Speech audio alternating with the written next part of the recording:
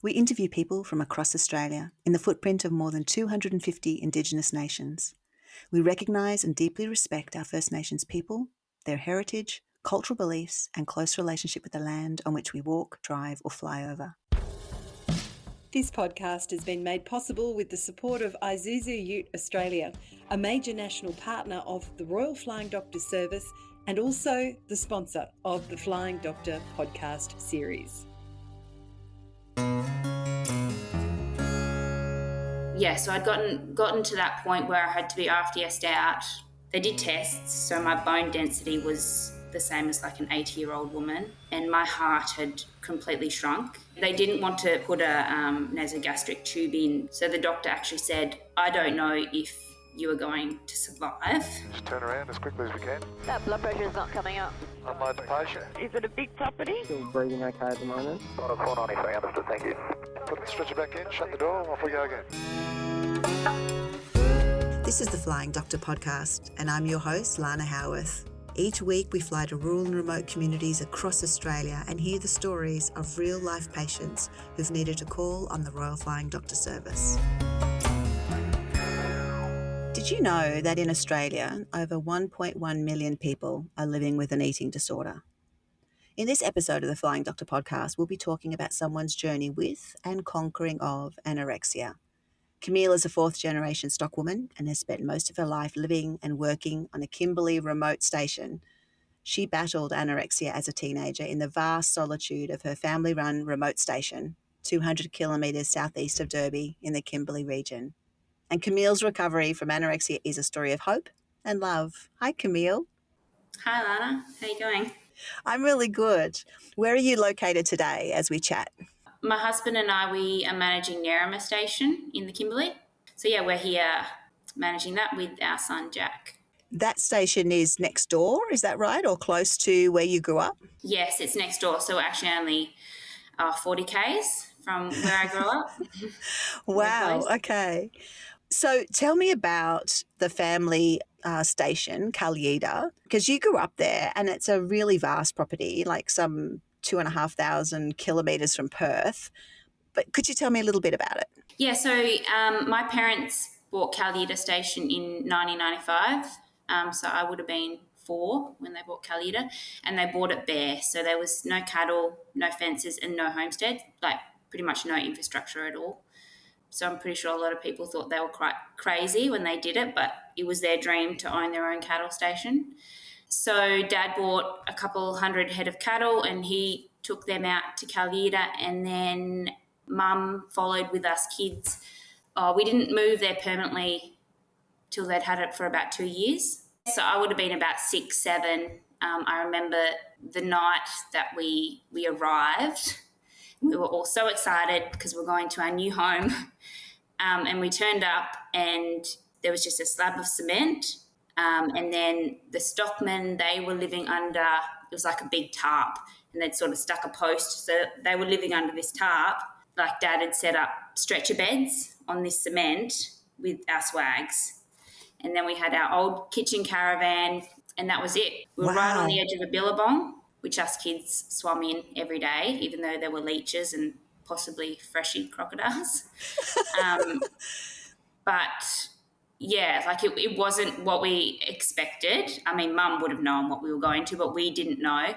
For us kids, so I've got 3 siblings, for us it was like the biggest adventure, and it was so exciting. Where had you come from? So we were living in Kununurra, and previously my dad was a contract musterer. So we were used to him being out, and in the school holidays we'd go out with him. So we were used to, like, you know, living rough, living in swags. But we did have this base in Kununurra in a house. So we went from that to permanently living in our swags. Wow. And there was no phone when we first got there. I think there was one installed maybe sometime within the first 2 years, but we had a radio. So yeah, we'd call up if we needed anything, but town runs, you know, were once every couple of months, and it wasn't Mum and us kids that went in, it was one of the stockmen. Did you as a child find that isolating or totally tantalising and exciting to be in this amazing, huge landscape with just unlimited things to do. We loved it, yeah, because I'm very close with my siblings. So the eldest would have been Hannah, and she would have been 12, and then Wave, my younger sister, I think she was 1. So we were sort of within that age bracket, which would have been crazy for my mum. But yeah, we got along really well. So I didn't ever feel like I didn't have playmates. And I guess we were just really outgoing kids. So we were doing things all the time. We did do School of the Air, so we were schooled, but I actually don't really remember that. It's just the swimming in the billabong and the adventures. Yeah, it was a really good childhood. You were a free-range kid. Yes, very, very free range. Let's describe that landscape, because the Kimberley landscape is quite unique and outstanding. Would you describe what you love about it? I love the openness, and where we are, like Calyda and Nerima, where we are now, it's semi-desert, sort of semi-arid sort of country. So there's lots of spinifex and ridges. So it's very open. You know, you can see the horizon. Just so open. Lots of space. Yeah, and then that sort of brings possibilities, and it's like an adventure waiting to happen when you're out, and you can't see any people, you can't see any buildings. It's just untamed land. What are the stars like at night? Oh yeah, beautiful. Yeah, and the sunsets and sunrises are like I've done a bit of traveling, and there's nowhere that compares to like a Kimberley sunset or sunrise. It's very special. Did you end up riding horses more than bicycles, I presume? Yes. Yeah, we didn't have bicycles. I think I got my first pony when I was 7 or 8, and then from there I was helping in musters. I've got lots of memories of my first muster. I was on a lead with one of the older stockmen, and his horse, there was a little creek crossing. His horse went over the creek like fine, just stepped over it basically. And my little pony went through, and I must have paused for a second, or she paused, and then next thing I know, I'm under her and she's rolling in the creek. And this stockman, he was a real tough old bloke, and he probably didn't have any idea what to do with a little girl who was on the verge of tears. So he just picked me up by the scruff of the neck, put me back on the horse, and we had to keep going. He was so afraid that I was about to start crying. So that was my first muster. Wow, okay. The property that you grew up on is huge. I was trying to figure out an approximate size so that listeners could get an idea of it, whether it's square kilometres or the like. Do you have any kind of comparison that we could use for the size of Calyda? Well, it's 122,000 hectares, so I'm not really sure what you could compare that to, but that's actually quite small for the Kimberley for a station. Right, okay. Yeah. Did you find, or have you found, the isolation of growing up and living on a remote station difficult? Or is there sufficient people all the time for you to feel surrounded by family and friends and others? I would say, like, there were times, particularly as a teenager, when I felt the isolation. But because I've grown up with it, when you're on a station, there's never like a quiet moment. It's busy all the time, whether it's, the stock camp, the men and women, or, you're busy with animals. There's always something to do, and there's always generally someone around. Yeah. And because I am very close with my family growing up, I never felt the isolation. And I would say probably there were times during like being a teenager, and then the other time would have been when I first had my son Jack. And in those instances, it was because I was slightly separated from the station and what was going on. But other than that, it's like a little community. Yeah. I presume because it's such a big property and you have so much cattle that get run and managed, that there's a fair number of people that are working on the station at any one time.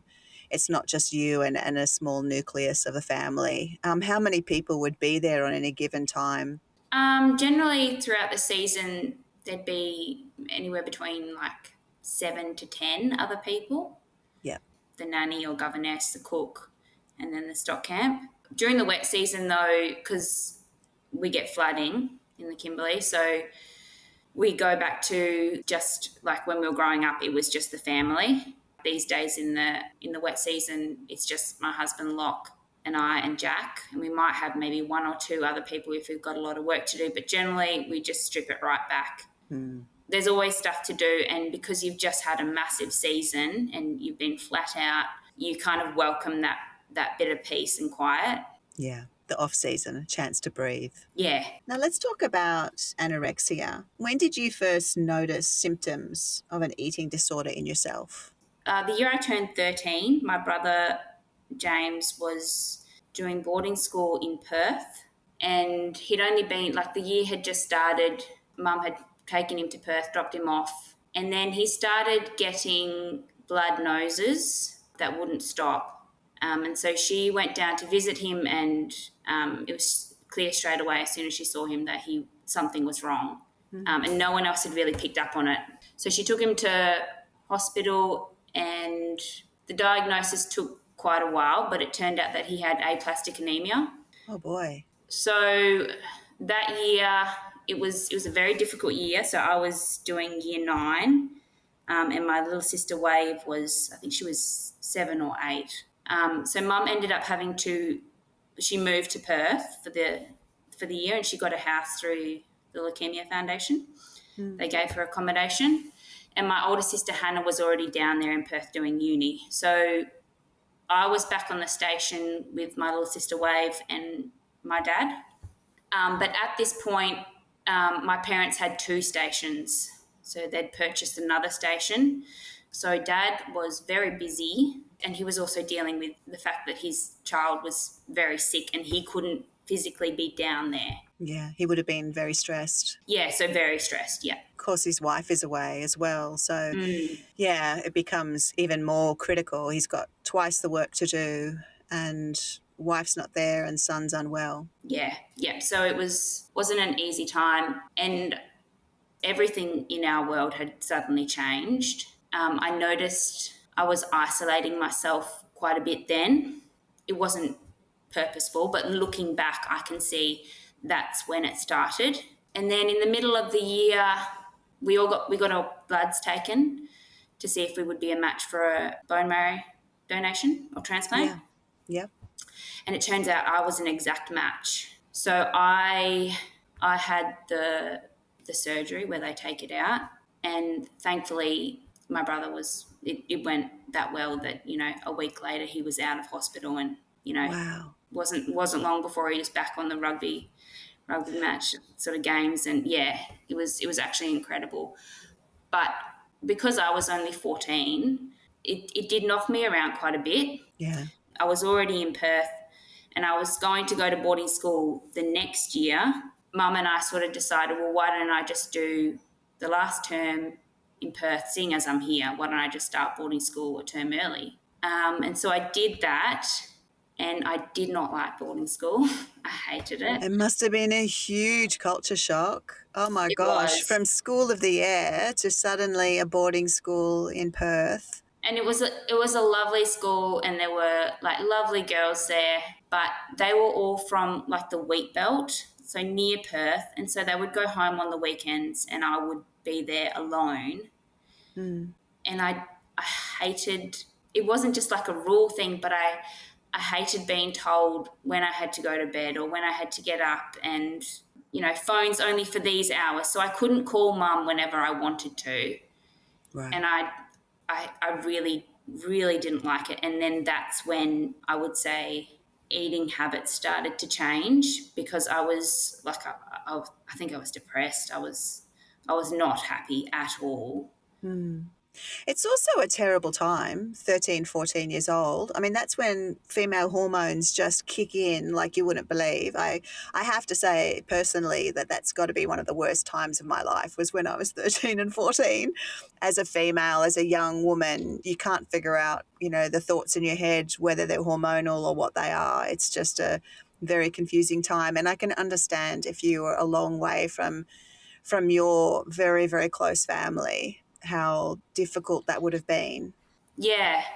At the end of that year, I think Mum had started getting a bit worried, like she'd started picking up on a few things. So in the last week of school, she flew down to see me, and she booked me in with a dietitian. I went and saw the dietitian. Did she do that because you'd lost a lot of weight? Yeah, I had lost not a heap, but I think because, she was so in tune to me, she knew that something was up. Yeah. And I saw this dietitian, and she was a lovely lady, but she didn't say the right things. And I think there were signs there and she missed them.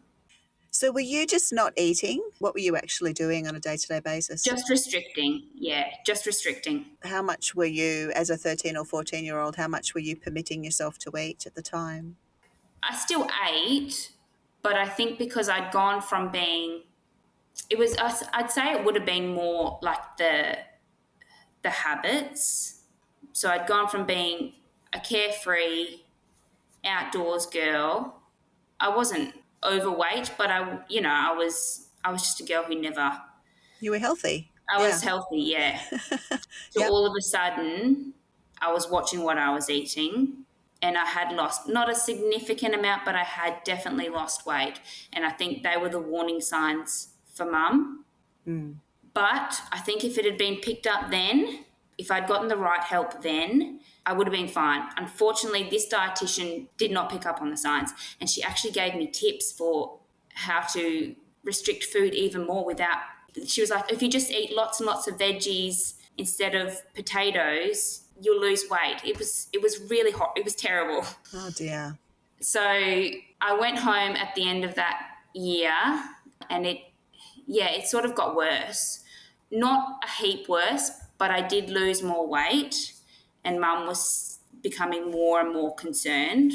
Did she know what was going on, or was she just observing the signs in you, like looking at you physically and saying, she doesn't look right? Or was she actually observing you at meal times and saying, hey, you didn't eat breakfast, you Yeah. didn't eat? She was observing me at meal times, and because my mum came from a nursing background, so she had been a nurse before she got married. Yeah.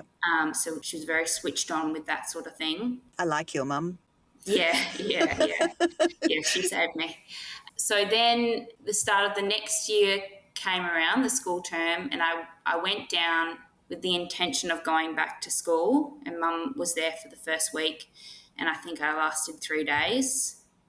And then we decided it wasn't going to work. And then she booked me in for an appointment at Princess Margaret Hospital in Perth, and that's when I got diagnosed. Wow. Have you seen any of our 7 large RFDS flight simulators as they move around Australia, attending school, community or field days? Each is being towed by an Isuzu D-Max Ute or MUX SUV, courtesy of Isuzu Ute Australia. Reliable vehicles are imperative in the harsh Australian outback, and the Isuzu D-Max and MUX vehicles are the perfect match for the long-distance heavy towing demands of these simulators right across Australia. What is the treatment for somebody that has an eating disorder? Well, I think if you live like somewhere where you can do outpatient care, they prefer that. Yeah. Because I was so far away, they decided to admit me, to put me into the program that way, which wasn't ideal because you are in hospital, you're not around your loved ones. Yeah. And I think if we'd been able to do outpatient, it would have kept me separate from the eating disorder, because you're in there with other girls who are very sick. Right. And once you enter that world, it's very hard to get out. And I had been separate, being back home, but I did need the care. So it was either, move to Perth where I do outpatient or do an inpatient stint and then I can go home. But either way, you're not with your family and you're not back on the station, which is where you want to be. So Yeah. either way, there's no solution to solving the underlying separation. Yeah. That first admission, I think, was only maybe a week, maybe 2 weeks. But then it fell into this cycle where I would do an inpatient stint, I would go home, and, mum would try to keep me on track, but I would fall back down to the point where I would then have to have another inpatient. And slowly the inpatient stints were getting longer and longer. So it started off like, a week to 2 weeks. Then it would be a month. Till my last admission when I was 18 was, I think it was 3 months. Wow. So a long time. And how were you physically coping? How were you physically doing? Did you get physically unwell as a consequence of the yo-yoing and the restrictive eating that you were putting yourself through? I wasn't too bad. The end stages, like mum would always pick it up before it got to the point where it was really bad, and then it was a trip to Perth. So I never got too bad until the very last one, which was I was 17.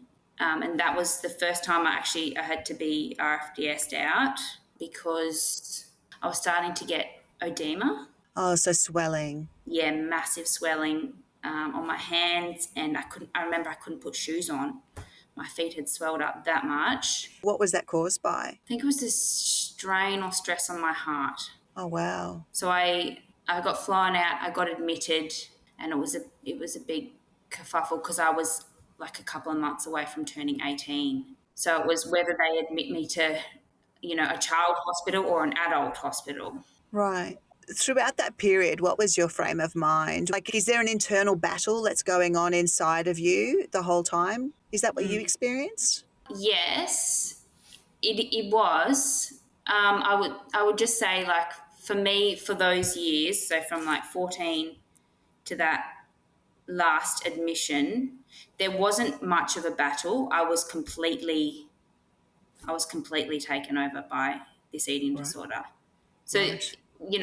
there was no relapses because I was not in a frame of mind where I wanted to get better. This is my safe place. I know this. I'm going to stay in this. Oh, wow. So there was no fighting. I mean, it was like having a demon in you. Like, and there were times I'd say to mum, I just want to run. Like, I want to get out of my head. Like, it just felt like, having a demon in your head. Like, but my voice, the voice of Camille, it wasn't there. How did you overcome that, Camille? How did you end up conquering it in the end? What did you do? So I had that last admission. Yeah, so I'd gotten to that point where I had to be RFDS'd out. And then when I was admitted, they did tests. So my bone density was the same as like an 80-year-old woman. Oh, and no. my heart had completely shrunk because of the muscle. Wow. And the doctor, I think it was like the second night I was there, the doctor was like, because they didn't want to put a nasogastric tube in because they weren't sure how my body would react. So the doctor actually said, I don't know if you are going to survive. And when he said that, I wasn't scared. I was relieved. Oh, no. And so, yeah, that night I just had this, internal battle being like I can't do this anymore. Like, and I'm a very determined person. And Yeah. the voice that had been suppressed, it wanted to give up. It had just had enough. And then I got through that night and I woke up the next morning and I was just like, I don't want to die. And Mum used to buy me books that people had written about their journey through eating disorders. And I used to hate them because it was like they'd come to this moment, like they'd have their lowest moment, and then all of a sudden they were better. They saw the light and they were better. And I was like, well, it doesn't happen like that. Like, how many low moments do I have to go through before I see this light? Right. Where's the light? Where's the light? Yeah. So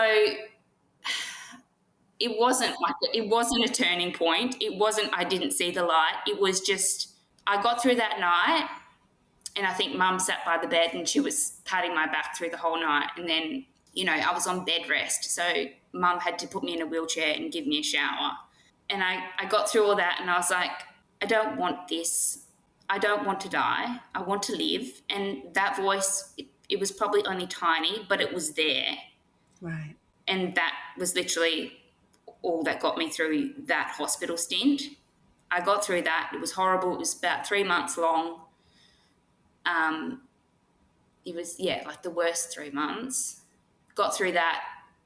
I got discharged and I walked out of the hospital and I said, I will never be admitted for an eating disorder again.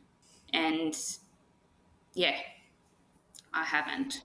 And that shows determination, doesn't it? Yeah. I could use my determination for good for once.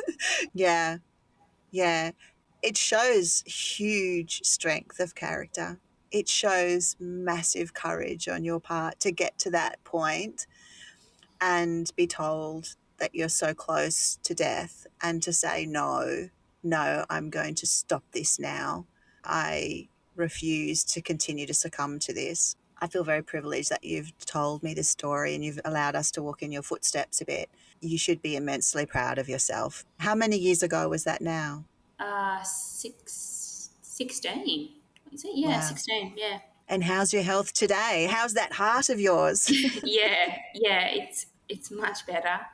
The thing I didn't like with those books is, that was the low point.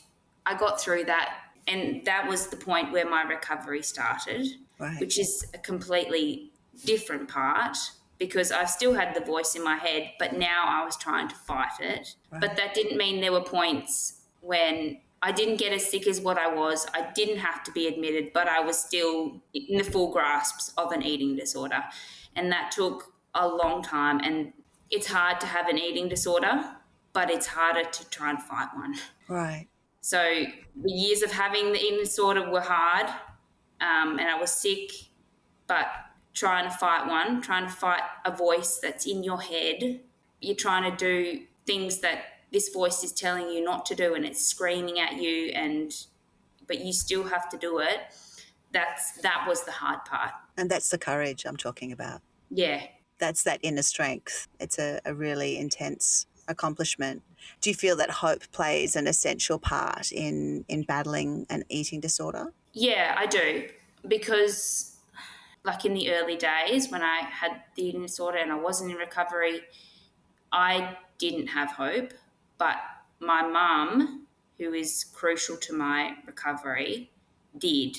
Right. So she gave me that hope. And then, when you get into that recovery time, you can't do it without hoping that there is a different version of you that doesn't have an eating disorder. And that's what gets you through because it's really hard. So you've got to hope and hope that there's a better future. If you had advice for somebody else that either is currently going through that battle of an eating disorder or suspects they may have one, what would be your advice to them? I guess it's hard for people who are going through it. My biggest thing is that eating disorders, they thrive off secrecy. Right. So you don't want to seek help because it's, whether it's shame or guilt or there's all that sort of emotions tied up with an eating disorder. And everything you do is, it's got to be secret. So my advice would be more for the people around someone if they suspect they have an eating disorder is to not put shame or not associate shame or guilt and just try and get everything out in the open because if it's out in the open, they just thrive off secrecy. That's the whole thing. You do things behind closed doors when no one's watching and it's all in your head. So you have to get it out. There has to be an acknowledgement of it to be able to change it. Yeah. Yeah, that's really good advice. Hey, thanks for listening to this episode, and thanks again to our sponsor and major national partner, Isuzu Ute Australia. Isuzu Ute is committed to supporting the communities in which the RFDS operates. To learn more, search Isuzu Ute online. Tell me about life today, now, for Camille, with a beautiful 4-year-old son, a loving husband, an Instagram account that just shows like the most idyllic lifestyle on a remote cattle station. Tell me about what is your day-to-day like now? So my husband and he's the manager, I'm the assistant manager, and there's a herd of 16,000 head here on Narrama, Brangus cattle. Day to day, my main job is looking after the cattle, which is what I love. So there's mustering on horses, working in the yards with cattle. I get to work with a crew of, there's 8 of them, young people who are great. I love working with them. Locke and I both work full time, so Jack has a nanny, but a lot of the time he'll come out. So if it's a muster, he'll be out in the muster. He's a bit young for a horse at the moment, but he comes out in the buggy, and he'll come down to the yards while we're working cattle. So he's very much a part of our life and our work, which is exactly how I want it. I would like him to have the childhood that I had. Yeah, so it's work, but it's our life. Like, it's a lifestyle. It's not just a 9-to-5 job. It's our life. And are you happy? Yeah, we love it. Yeah, being outdoors and working with animals, and it's what we both love doing. Yeah.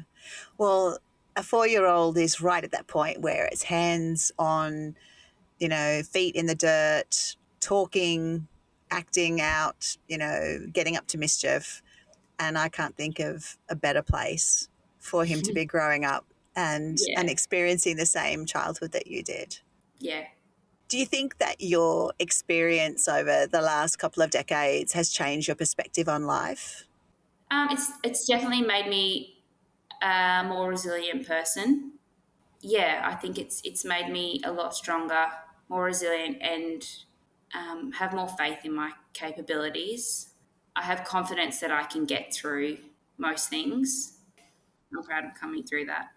Yeah, it's amazing. What do you think the future holds? I can't imagine you leaving the Kimberley. It seems like it's in your bones, it's in your blood, it's your happy place. Am I right? Yeah, definitely. We love the Kimberley. We love being on the land. If somebody wanted to have a look at your Instagram account and look at the amazing photos of day-to-day life, how would they find that? My Instagram handle is Camille _Monica. Fantastic. We'll put that in the show notes as well.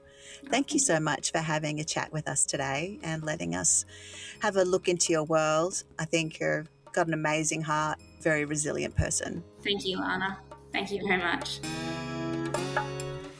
Thanks so much for listening. If you enjoyed this episode, please share it with family and friends and subscribe and follow, and then you'll never miss the next adventure.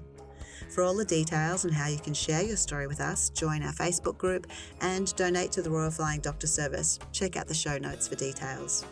The Flying Doctor podcast is recorded on Ngunnawal land. It's produced by Sophie Campbell, edited by Mandy Coolin, and I'm your host, Lana Howeth. Catch you next time.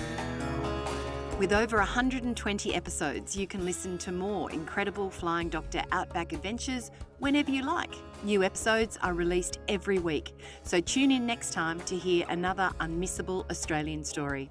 This is the Flying Doctor Podcast.